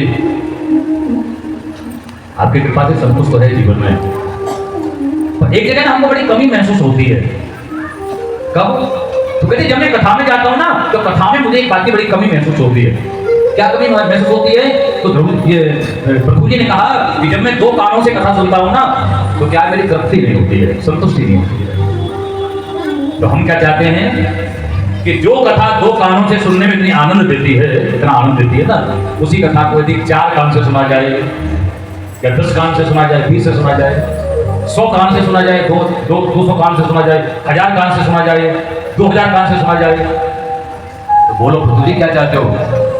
तो पृथ्वी जी ने कहा कि महाराज जब मैं आपकी कथा सुनने को बैठूं ना तो कृपा करके मुझे ना आप 10,000 काम दे दिया करो। फिर क्या करोगे? मैं 10,000 कामों से आपकी कथा सुनूंगा। ठाकुर जी बड़े प्रसन्न हो गए। ठाकुर जी को प्रसन्न करने का यही सुंदर सबसे तरीका, यही सबसे सुंदर तरीका है कि ठाकुर जी की कथा को आप ना बड़े प्रेम से श्रवण करो। कान तुम्हारा 2 ही रहेंगे, 10,000 नहीं होंगे। तो 10,000 का मतलब क्या है कि जितनी शक्ति 10,000 कानों में ग्रहण करने की होती है ना, वही शक्ति आपके 2 कान में आकर के विराजमान हो जाए। ऐसी कथा सुननी चाहिए। जो बगल में बैठ के कोई बात भी करे ना, तो पड़ोसी की बात आपके कान में नहीं आई, आपके कान में भी आए तो ठाकुर जी की कथा आई। बस प्रसन्न हो गए ठाकुर जी। पृथ्वी जी महाराज को वरदान दे दिया, आपको 10,000 काम मैं ठाकुर जी। तो पृथ्वी जी के ही वंश में आगे प्राचीन वही नाम के राजा हुए। श्री नारद जी महाराज ने उनको बड़ा सुंदर उपदेश किया है और इसी कथा में इन्होंने पुरंजन का उपाख्यान सुना दिया है। पुरंजन जब दूसरे जन्म में महाराज स्त्री बन गया, अपने पति के साथ में सती होने को तैयार हो गया, तो ठाकुर जी वहां पर ब्राह्मण का रूप लेकर के प्रकट हुए। कथा तो बहुत लंबी है महाराज जी, संक्षिप्त में आप श्रवण करिए। तो ठाकुर जी ने उस पुरंजन से क्या कहा?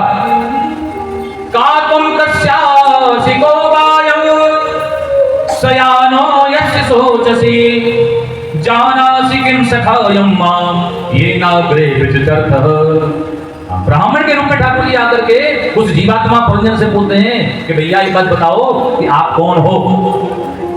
कातुम, आप कौन हो? जब आप एकांत में होते हो ना, कभी भी अकेले होते हो ना, तो ये प्रश्न खुद से किया करो। क्या प्रश्न कि हम कौन हैं? आपको पता है लोग एकांत में ज्यादा क्यों नहीं रहते? इसीलिए नहीं रहते। जब एकांत में अकेले रहोगे तो तुम्हारी आत्मा प्रश्न अपने आप करेगी कि तुम कौन हो। आदमी घबरा के बाहर आ जाएगा कमरे को छोड़ करके। हर एक की आत्मा प्रश्न करती है कि तुम कौन हो। जीवात्मा का सबसे बड़ा दुर्भाग्य तो यही होता है कि महाराज वो सबकी जानकारी करना चाहता है कि खुद की उसके पास में कोई जानकारी नहीं होती है। इसलिए दूसरों की जानकारी करने से कुछ नहीं मिलेगा प्रभु। जानकारी करनी तो खुद भी करो। खुद की जानकारी करोगे ना तब जाके बैठा होगा। हमारे गुरु जी के मुख से हमने कथा सुनी कि स्वामी रामकृष्ण परमहंस जी के पास में कोई बहुत बड़ा धनाढ़ व्यक्ति आया और स्वामी जी को बोला कि स्वामी जी मैंने सुना है कि आपके पास में काली माता रोज आती है। तो स्वामी जी बोले आती तो है माता, तो एक काम करना काली मैया को ना मेरे घर भी भेज देना, मैं भी उनका दर्शन करना चाहता हूँ। अपना पता देकर के अपना कार्ड देके चला गया स्वामी जी को। 4 दिन के बाद में आया तो बोला कि स्वामी जी हमने आपसे निवेदन किया था कि काली मैया को हमारे पास भेज देना, घर पर आपने भेजा नहीं। तो स्वामी जी बोले कि आपका मुझे पता ठिकाना नहीं मालूम था, तो भेजता कहाँ पर मैया को? तो आदमी बोला मैंने आपको अपना एड्रेस कार्ड दिया तो था, उसमें पूरा एड्रेस लिखा हुआ था, मेरे घर का भी, मकान का भी, दुकान का भी, फैक्ट्री का, फार्म हाउस सबका पता उसमें फिर में लिखा हुआ है। काली मैया। तो स्वामी जी बड़ी सुंदर बात बोले कि देखो हमने आपसे आपके घर का पता नहीं मांगा था, ना ही दुकान का पता, ना फैक्ट्री का पता, ना आपके फार्म हाउस का पता मांगा था। हमने आपसे आपका पता मांगा था। तो आदमी बोला मेरा तो यही पता है। तो स्वामी जी बोले नहीं, ये तो तुम्हारे मकान का, दुकान का पता है। और सुनो, जिस दिन तुम्हें अपना पता मालूम पड़ जाएगा, खुद का पता, तो उस दिन क्या होगा कि काली मैया को भेजना नहीं पड़ेगा, काली मैया तुम्हारे पास में स्वयं चल करके आ जाएगी अपने आप। यही तकलीफ है मनुष्य जीवन की। आप जगह जगह ठाकुर जी को ढूंढते हो कि वृंदावन में मिलेंगे, द्वारका में मिलेंगे। आप बताओ क्या ठाकुर जी दिल्ली में नहीं है? बताओ, ढूंढने कोई नहीं आता, ढूंढने जाते हैं लोग। तो लोग हैं वृंदावन में मिलेंगे, द्वारका चलो वहां मिलेंगे, जगन्नाथपुरी चलो वहां मिलेंगे। भगवान तो हमारे घर में ही है। ठीक है, ये भी अच्छी बात है, तीर्थ यात्रा करो, पर कभी बार आधा घंटा 1 घंटा का समय निकाल के ये क्या है आत्मचिंतन भी करो। सबसे बड़ा भगवान है। एकांत। इससे क्या होगा? इससे आपको वैराग्य होगा। आप जितने गहरे अपने में उतरते जाओगे ना महाराज, हम लोग जीवन गहराई में नहीं जी पा रहे, ऊपर ऊपर जी रहे हैं। आपको ठीक बात कहें तो आप समझ पाएंगे कि आप लोग ठीक से श्वास भी नहीं ले रहे हो, श्वास भी ऊपर ऊपर ले रहे हो, क्योंकि श्वास जो है वो इतनी गहरी होनी चाहिए कि श्वास को नाभि तक ले जाना चाहिए। ये पेट आपके क्यों खराब हो रहा है? आपने सोचा कि आपकी श्वास जो है वो नाभि तक नहीं जा रही है। जिसकी श्वास नाभि तक जाएगी ना उसका पेट भी कभी खराब नहीं होगा। ठीक है? तो जीवन को माना ऊपर ऊपर से मत जियो, जीवन बहुत गहरा है, बहुत गहरा है। फिर ठाकुर जी ने कृपा की है, पुरंजन को ज्ञान हो गया है, फिर ठाकुर जी पुरंजन को लेकर के अपने धाम गए हैं। ये सारी कथा नारद जी ने प्राचीन वर्गीय राजा को सुनाई है। फिर राजा को बड़ा वैराग्य हो गया और राजा भी अपना राज्य का छोड़ करके, सबको छोड़ करके भगवान कपिल के आश्रम में जाकर के और भगवान का भजन करने लग जाता है। इसी के साथ भागवत जी का ये जो चौथा स्कंद है, यहाँ पर विराम लेते हुए जिंदगी में बैठा हुआ जा रहा था, उस बच्चे को बाहर निकाल करके ले आए हैं, फिर बच्चे को अपनी कुटिया में भी ले आए हैं। फिर धीरे धीरे क्या हुआ श्रोता हो कि अब जो भरत जी महाराज का मन पहले भगवान में लगा हुआ था ना, अब भगवान में न लग करके उस मृग के बच्चे में मन लग गया है। इसलिए हमारे शास्त्रों ने भी कहा है और नीति ने भी कहा है, क्या कहा है कि एक बार में शत्रु का भरोसा कर लेना, विश्वास कर लेना, लेकिन मन पर कभी भरोसा मत करना। ये हमारा मन कब और कहां धोखा दे जाए इसका कोई भरोसा नहीं होता। ये मन हमारा बड़ा बेईमान है, बहुत बेईमान है। देखो देखो मन ने क्या किया, इनका जीवन बिगाड़ दिया। भगवान को पाने को आए थे, भगवान को नहीं मिले, मृग के बच्चे में मोह पड़ गया। फिर क्या हुआ, मरने के बाद में उनको मृग बनना पड़ा। इसलिए हमारे जीवन को ना बहुत सावधानी से जियो। सबसे ज्यादा ध्यान का रखना है कि आपका मन कहीं भी फंसा नहीं होना चाहिए। कोई बहुत बड़े संत थे, आम के पेड़ के नीचे बैठ के तपस्या कर रहे थे। कथा बड़ी प्यारी है, आपने कभी शायद सुनी होगी। तपस्या करते तो बड़े भाव से ऊपर आके उठा के देखा तो क्या देखा, एक आम ऊपर लगा हुआ था, लगभग पक ही गया था। तो संत ने सोचा कि कोई बात नहीं, ये आम है ना, इसे हम आज नहीं कल खाएंगे, कल खाएंगे। ऐसा सोच करके वो सो गए और सोते सोते क्या आम का ही चिंतन कर रहे थे, आम का ही चिंतन कर रहे थे। और तो आम आने लगे ना दिल्ली में, नहीं आने और हमने नहीं खाई अभी। बोल भाई हमने नहीं खाई अभी, चलो बगीचा में खिला दे, बगीचा में ले जाओगे। तुम्हारा बहुत संत रात भर आम का चिंतन करते रहे, सुबह होगा तो आम को तोड़ेंगे और खाएंगे। अब रात में क्या हुआ, प्राण निकल गए,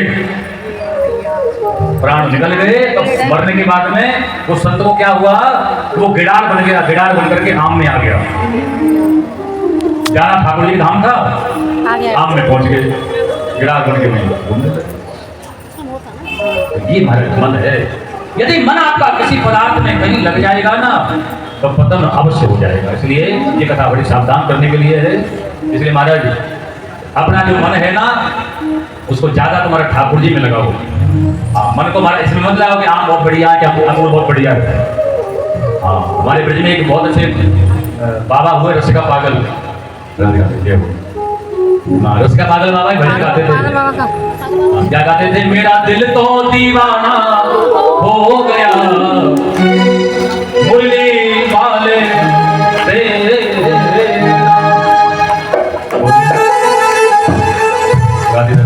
गोविंद जी गाय का भोग लगा रहे हो, हलवा का, देसी घी वाले का, और जल्दी लगा दिया। देखो महाराज देखो हलवा की सुगंधी आ रही है, हमारा मन बता रहे हो। मेरा दिल तो दीवाना हो गया मुरली वाले तेरा, मेरा दिल तो दीवाना हो गया मुरली वाले तेरा, दिल तो दीवाना हो गया मुरली वाले तेरा।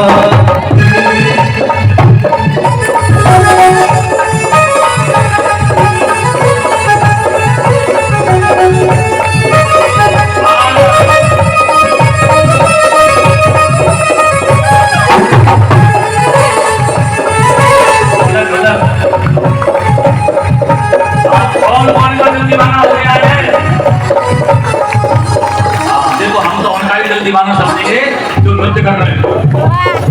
अच्छा देखो, जो दीवार से चिपके बैठे हैं वो दीवार को नहीं छोड़ेंगे, क्यों नहीं छोड़ेंगे कि दीवार में चली नहीं जाए। जो कुर्सी को पकड़ के बैठे कुर्सी नहीं छोड़ेंगे, क्यों नहीं छोड़ेंगे कि कुर्सी में चली नहीं जाए। मेरा दिल तो दीवाना हो गया मुरली वाले तेरा, मेरा दिल तो दीवाना हो गया मुरली वाले तेरा, मुरली वाले तेरा, कमली वाले तेरा। मेरा मेरा दिल तो दीवाना हो गया बोली वाले मेरा मेरा दिल तो दीवाना हो गया बोली वाले मेरा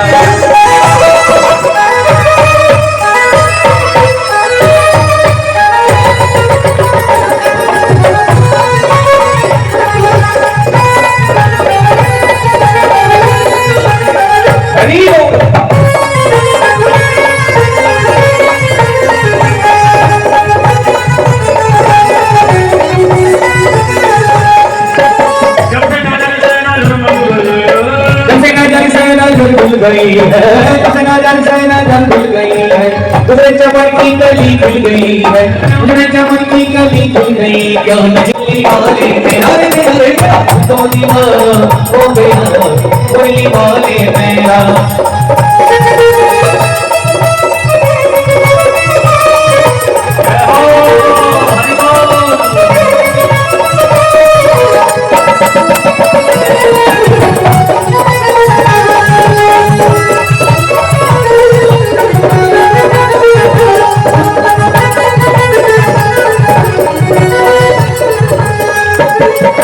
दीवानगी ने क्या क्या सिखाया दीवानगी ने क्या क्या सिखाया दुनिया छुड़ा कर तुमसे मिलाया दुनिया छुड़ा कर तुमसे मिलाया मेरे दिल में दीवाना हो गया बोली वाले तेरा तो दीवाना हो गया बोली वाले तेरा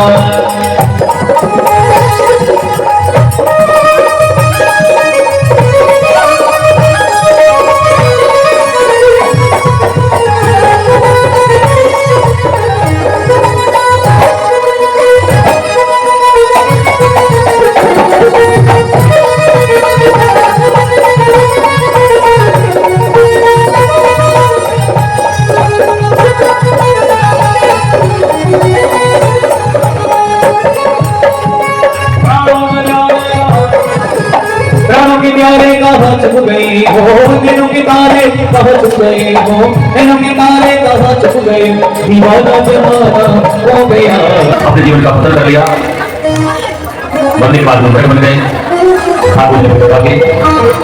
फिर मनुष्य बने प्रभु का नाम का राजा था उसको ज्ञान दिया है राजा को चेतना पैदा हुई राजा को उन्होंने यही सिखाया है कि राजा ये देह और आत्मा ये दोनों प्रोटेक्ट करते हैं जिसको आत्मा प्राप्त है उसकी सबसे बड़ी मौका क्या है वो आत्मा को धारण करने वाला व्यक्ति अपने आप को जीव समझता है ये देह समझता है ज्ञान का मतलब क्या है जिसने अपने आप को देह न समझा जिसने अपने आप को आत्मा समझ लिया जानते जो जैनों के तीर्थंकर महावीर स्वामी हुए बहुत बढ़िया एक बात कहते हैं क्या कहते हैं स्वामी जी कि सबसे बड़ा पुण्य क्या है सबसे बड़ा पाप क्या है महावीर स्वामी बताया कि सबसे बड़ा पाप क्या है अपने आप को देह समझना ये सबसे बड़ा पाप है महावीर के शब्दों में और अपने आप को आत्मा समझना ये सबसे बड़ा पुण्य है इसलिए अपने आप को देह न समझना ये बिना किया हुआ पाप है ये पाप नहीं करना हम देह नहीं मरे देह तो संसार में मिला है और संसार में छूट जाएगा आप विचार करो क्या देह को मिलने से पहले आप नहीं देगा बताओ या देह छूट जाएगा तो नहीं रहोगे आप देह नहीं मिला था तो भी हम थे और देह छूट जाएगा तो भी हम रहेंगे ये तो देह क्या है संसार का उपक्रम है किसी को पशु का देह मिला किसी को पक्षी का देह मिला किसी को स्त्री का देह मिला किसी को पुरुष का देह मिला पर देह जो है ना वो देह है यदि कृष्ण के शब्दों में कहेंगे तो भगवान कृष्ण ने गीता जी में देह को क्या बताया है वस्त्र बताया है कपड़ा सही बात है आत्मा का वस्त्र कपड़े बड़ा वो बदलते हो जैसे आत्मा बदलती है शरीर को कपड़े बदलते हो ना लेकिन देखो ऐसी आत्मा है आत्मा को कभी कोई देह प्राप्त होता है कभी कोई देह प्राप्त होता है लेकिन आत्मा है और देह देह है जब तक आत्मा और देह इन दोनों को अलग अलग नहीं करोगे ना तो ये पाप हमसे हमेशा होता रहेगा अब इसको ऐसे समझो कि आप देह से आत्मा होते जा रहे हो जिसकी पहचान कैसे होगी इसकी पहचान होती है तब जब आपको कोई बुरा नहीं बोल देगा बुरा कोई बोल देगा तो उसकी बात करके आपको बुरा नहीं लगेगा तब समझना कि अब हम देह से आत्मा में प्रवेश कर सकते हैं किसी की भी कही हुई बात यदि आपको बुरी लगती है तो आप आत्मा कभी नहीं हो सकते हो आप देह नहीं रहोगे जब किसी की बात बुरी बात का आपको असर न पड़े आपका मन दुखी ना हो तो समझना कि आपकी आत्मा की यात्रा शुरू हो गई है इसे जब कोई आपकी बुराई भी करता है कोई निंदा भी करता है ना तो कभी उसके लिए बुरा मत सोचना तो आप नीचे कर ये बात मान लेते हैं कि देह समझना सबसे बड़ा एक बात हुआ और अपने आप को आत्मा समझना यही सबसे बड़ा पुण्य है इस प्रकार से राजा रघुनाथ को बड़े जीवन में ज्ञान दे दिया है इसी के साथ में फिर आगे नरकों की कथा सुना करके 5 वर्ष का पूरा किया है 6वें स्कंद में भगवान के नाम की महिमा को बताया गया है कि जीवन में आपसे कैसा भी कोई भी पाप हो जाए लेकिन भगवान का नाम जप करना कभी नहीं छोड़ना, कभी नहीं छोड़ना। अब आपको जो नाम अच्छा लगे किसी भी नाम को पकड़ लेना। नाम क्या है? नानक नाम जहाज है, चढ़े तो उतरे पार। नानक ने कहा है कि भगवान का नाम क्या है? ये जहाज है। पानी कितना भी हो, आप ना सिर में बैठ जाओ, जहाज पे बैठ जाओ, आप पार हो जाते हो। यदि भगवान का नाम क्या है? ये जहाज का काम करता है। नाम का जो आश्रय है ना उसको हमेशा करना, और नाम जो है ना उसको श्री राम से लेना चाहिए। जितना हो सके नाम जो है वाणी से लेना चाहिए, ठीक है। जो नाम आपको अच्छा लगे। हमारी बड़ी पोती जो है गौरंगी भाई, कल बाजार में माता जितने वाले बोली बता देते हैं, तो कभी हाथ जाती है ना तो वाले देखते ना, तो हमसे क्या कहेगी बाबा दादा दादा बाबा ये दादा दादा चला रहा है लो बेटा उसको बांध के अभी पूरा नहीं आधा आधा आधा आधा ये बात ये आता है ना राधा नाम का तो किसी नाम का आश्रय राधा राधा राधा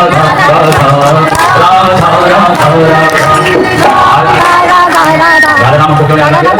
आज सलमान की गए थे में सलमान खड़े हुए हैं उनके घर तो यही नाम चल रहा था राधा राधा राधा राधा बड़ा अच्छा लगा था। आज ये वीडियो में हम नाम बजे पड़ेगा राधा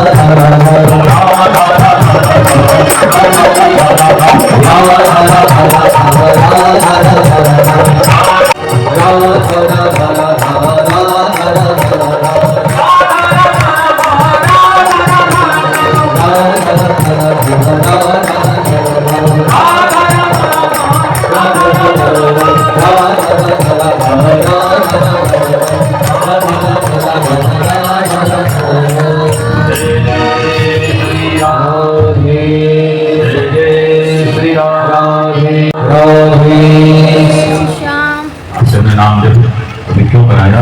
भगवान ने गजेंद्र को बचा दिया है, राधा भगवान ने उद्धार कर दिया है। समुद्र मंथन कराया भगवान ने, उसने देवताओं को मीठा पान कराया है और राक्षसों को केवल मद्यपान कराया है। सातवें में प्रहलाद की कथा ना, उसकी कथा में कहते थे वहां पर अमृत निकला तो देवताओं को दिया गया। उसका नाम मनुष्य भी थे, देवता भी, राक्षस भी थे, ठीक है ना। तो भगवान ने क्या किया? अमृत जो पान कराया वो केवल देवताओं को कराया, ठीक है। तो देवत्व को जीवन में प्राप्त कर लेना ये सबसे बड़ा सौभाग्य है। तो देवत्व को जिसको प्राप्त हो जाता है, देवत्व से प्राप्त हो जाए तो सबसे बड़ा लाभ क्या होता है? ठाकुर जी उसके पक्ष में हो जाता है। राक्षसों के पक्ष में ठाकुर जी नहीं होते कभी, जब पक्ष लेंगे ठाकुर जी तो करेंगे देवता, देवता मतलब इसमें देवत्व जाता है। इस प्रकार से इस कथा को भगवान ने पूर्ण किया है। तो समय आने पर भगवान ने वामन का अवतार धारण किया है। बोलिए वामन भगवान की, वामन भगवान की, वामन भगवान की। भगवान वामन का अवतार लेकर के कृष्ण के आश्रम में भगवान ने वामन का अवतार धारण किया है। सभी देवता भगवान का दर्शन करते हुए ताली बजाइए, भगवान वामन बना रहे हैं। आ जाइए प्रभु, खाली किसी को आइए हमारे सुरेश जी आ जाए। आज सुरेश जी वामन भगवान का पूजन करें आप भाई। आलू खा पता चला के भाइयों जी वामन भगवान का पूजन करें। आ जाए रोड खड़ी वो हरि ओम अपवित्रः पवित्रो वा सर्वावशान रूप ये सुरेश सुंदरी का सब सभाय अभिनंदन सुते हैं सुंदरी का चक्रांत सुंदरी का चक्रांत सुंदरी का चक्रांत हो जैसे छोड़ छोड़ पहले अगर हमारे मांग लो जो इच्छा हो, आप जो मांगेंगे वही हम आपको देंगे। तो भागवत ने क्या मांगा कि पदानि प्रीण दैत्येंद्र संवितानि पदा अमा राजा। आप संतोषी ब्राह्मण हैं तो ज्यादा नहीं मांगेंगे, क्या मांगेंगे? आपसे 3 पद भूमि मांगेंगे केवल। राजा ने अहंकार में आकर के कहा कि ब्राह्मण तुम देखे हैं तो लगता बड़े विद्वान हो, लेकिन जब आप बोले तो मूर्खों जैसी वाणी बोले बोले मैं चक्रवर्ती राजा और वैसे क्या मांगते 3 पद भूमि मांगते हो। तो ठाकुर इस कथा नहीं बता रहे क्या कि हम थोड़े से ही प्रसन्न हो जाते हैं। 3 का मतलब क्या हुआ? ठाकुर जी 3 में क्या मांग रहे हैं? ठाकुर जी आपसे तन की सेवा भी मांगते हैं, मन की सेवा भी मांगते हैं और धन की सेवा भी मांगते हैं। और ये तीनों सेवा आप लोग कर रहे हैं। धन की सेवा का मतलब आप कथा सुन रहे हो, मन की सेवा का मतलब कथा मन से सुन रहे हो, और मन से ठाकुर जी का काम भी कर रहे हो। और धन की सेवा क्या है कि अवसर जो मिल रहा है तो धन की सेवा भी सब लोग कर रहे हैं। कार्यकालों में एक्टर से हमारे गुरु भाई बता रहे सुभाषी बातों में जन्म कर रहे कथा में आया तो सबसे पहले महाराज ने हमें पर्ची दिखाई कि महाराज जी देखो हमने पर्ची कटा दी कथा की। मैंने बहुत बढ़िया किया आपने। हाँ, जो यहाँ से काफी दूर से आए आगे स्टेशन से तो उन्होंने भी आकर के 1100 रुपए की पर्ची कथा के लिए कटाई है महाराज। हाँ, 1100 रुपए की। हाँ, जो पास वाले हैं ना उनको थोड़ा ज्यादा समझ गए ना, राधे राधे। हाँ, ऐसे मारा ऐसे करो हमारा सभा में कहीं भी किसी बात में कोई कमी नहीं आई। हाँ, यहाँ समिति के सभी पदाधिकारी बैठे हैं लगभग। एक निवेदन हम सभी से करना चाहेंगे, समिति से भी श्रोताओं से भी, क्या कि हम चंडीगढ़ में कथा करने जाते हैं तो वहां पे बड़ा सुंदर नियम है। वहां पर हर एक मंदिर का ये नियम है कि जिस मंदिर में जिस दिन ठाकुर जी की प्रतिष्ठा हुई, प्राण प्रतिष्ठा, उसी दिन प्रतिवर्ष वहां पर भागवत की कथा होती है। तो 9वें स्कंद की कथा को विराम करके और 10वें स्कंद की कथा अब यहाँ प्रारंभ हो रही है। और 10वें स्कंद में क्या है, भगवान बालकृष्ण प्रभु का प्राकट्य हुआ है। और बालकृष्ण प्रभु का प्राकट्य जब हुआ है तो उससे पहले क्या है कि राधा रानी प्रकट हुई है। तो आओ हमसे पहले राधा रानी को बुलाओ। राधा रानी फटफाटे से सीधी दुर्गा माता आ जाए। अरे राधे राधे राधे राधे राधे राधे चले आई बेटी हां राधे राधे चले आई बेटी आई बेटी आई चले आई बेटी आई बेटी हरि चले आई बेटी हरि आई बेटी हरि चले आई बेटी हरि आई बेटी हरि चले आई बेटी हरि राधे राधे राधे राधे चले आई बेटी हरि राधे राधे चले आई बेटी हरि राधा रानी चंदा ठाकुर है बिहारी राधा रानी चंदा ठाकुर है बिहारी राधा रानी चंदा ठाकुर है बिहारी राधे राधे राधे राधे चले आई बेटी हरि राधे राधे चले आई बेटी हरि राधे राधे चले आई बेटी हरि जय हो जाति जय हो।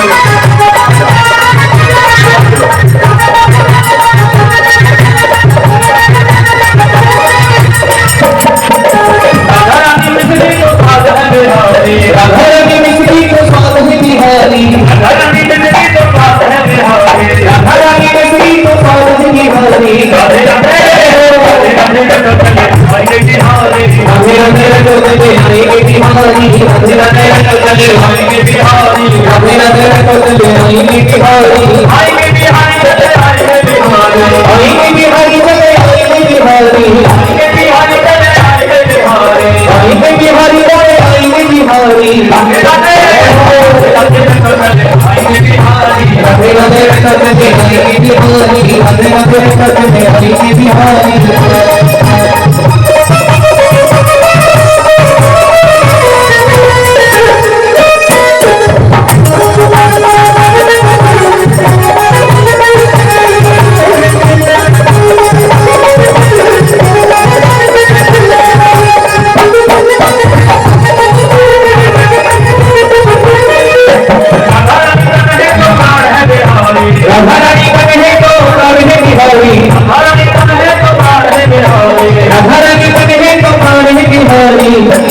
आप सब जो भी बैठे अपने हाथ ऊपर करो, किसी के भी हाथ नीचे ना हो, जिसका हाथ नीचे रह जाएगा वो मोटा हो जाएगा और जो नहीं बोलेगा वो गूंगा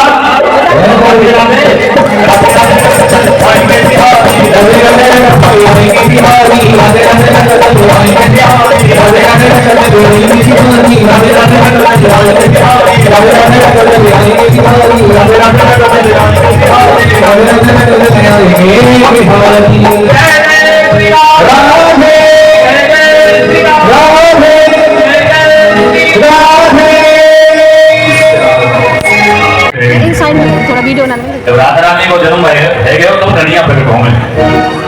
और राधा रानी कन्या जब बताओ 11.5 महीने बड़ी हैं, 11.5 महीने बड़ी हैं। और वैज्ञानिक भी ये बात कहते हैं कि प्रत्येक आदमी की पत्नी उससे 1-2 साल बड़ी होनी चाहिए। राधे राधे वैज्ञानिक कहते हैं आदमी की पत्नी 1-2 साल बड़ी होनी चाहिए। महाराज जी क्यों से क्या? क्यों बताओ? बताओ। क्योंकि स्त्रियों की उम्र ज्यादा होती है, पुरुषों की उम्र थोड़ी कम होती है। अच्छा सही समझ गया? वो सही बात। यदि पुरुष की उम्र ज्यादा पहले से ही है, आपकी उम्र कम है, तो ठीक बात नहीं। इसलिए वैज्ञानिक कहते हैं समझ गए। हाँ, कि हर स्त्री अपने पति से साल 2 साल बड़ी होनी चाहिए। और हमारे ब्रज में भी कहते हैं बड़ी बहू बड़े भाग। हाँ सही हाँ, हमारा बड़ी बहू तो भाग्यशाली में मिले। सही बात है, सही बात हाँ, बहुत से होंगे जाए बड़ी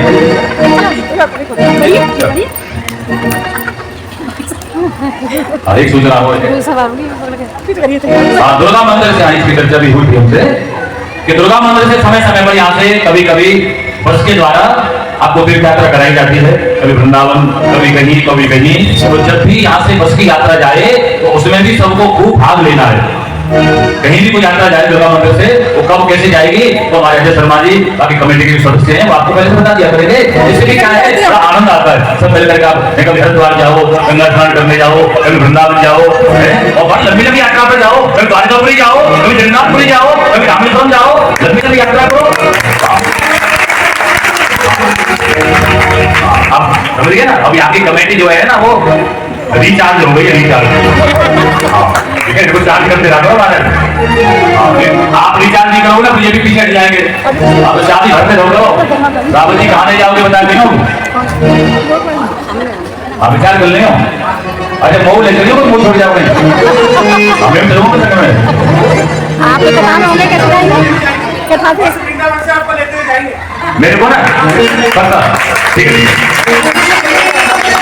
अच्छा, एक बार जो है बस यहाँ से वृंदावन भी आए और हम चाहते हैं वो बस जो अपनी भजन कुटी पर हमारे आश्रम में आए और वहां जो सेवा होगी हम करेंगे आपके रहने की और प्रसाद की, ठीक है।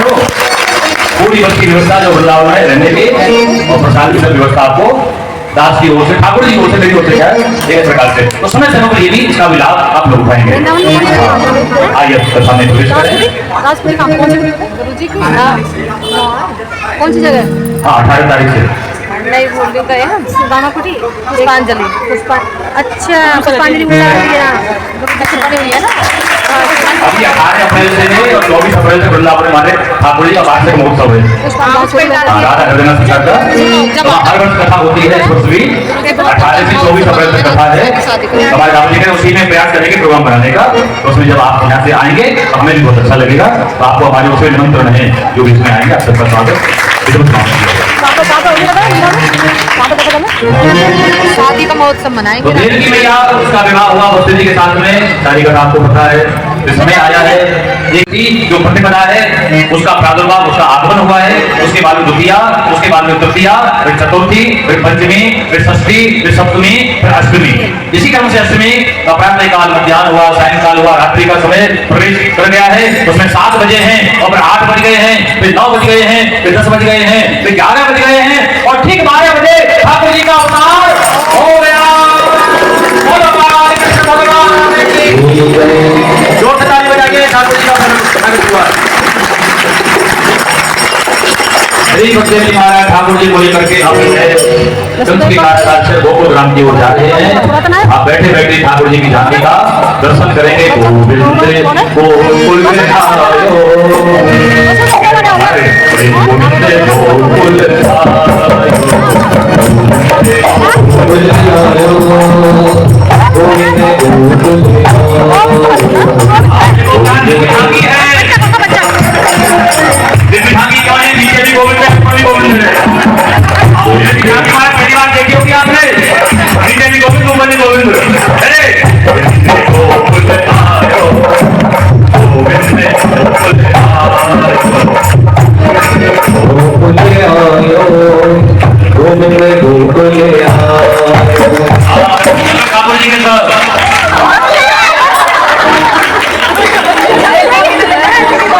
ठाकुर जी हैं निकले पर हाँ, जय हो। ठाकुर जी का दर्शन करें और जिनको भी बधाई देनी ठाकुर जी को, बधाई देने के सब ब्रजवासी दौड़ पड़े हैं। हाँ, कन्या की निछावर करते हुए इस प्रकार से सब ब्रजवासी बधाई दे करके आ रहे। हमारे जो आज के मुख्य मेहमान हैं सुरेश शर्मा जी, सुरेश पारिक जी, वही आज के नंद बाबा हैं। सब ब्राह्मणों को वही बधाई देंगे आकर के। हमारे सुरेश जी ब्राह्मणों स्वस्ति वाचन किया है तो सभी ब्राह्मणों को जो प्रकार से बने आप बधाई देंगे आकर के। आ जाइए। मेरा दिल तो दीवाना हो गया, मुरली वाले तेरा रे तेरा रे, मेरा दिल तो दीवाना हो गया, मुरली वाले तेरा।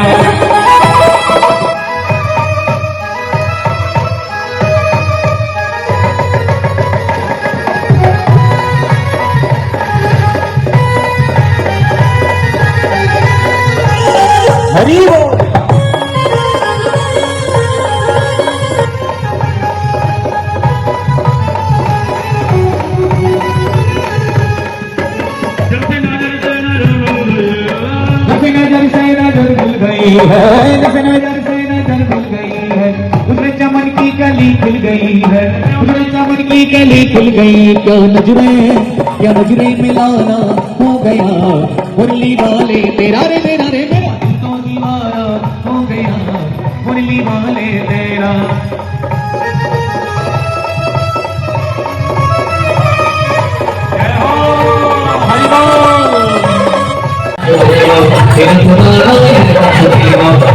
देखिए भागवत का जो है वो समाप्त है, आरती हो चुकी है। अब सभी प्रसाद वितरण की तैयारी चल रही है और प्रसाद ले लेकर सब अपने अपने घर जाने वाले हैं। तो आई होप आपको भागवत पसंद आई होगी। पसंद आए तो लाइक करना, सब्सक्राइब करना।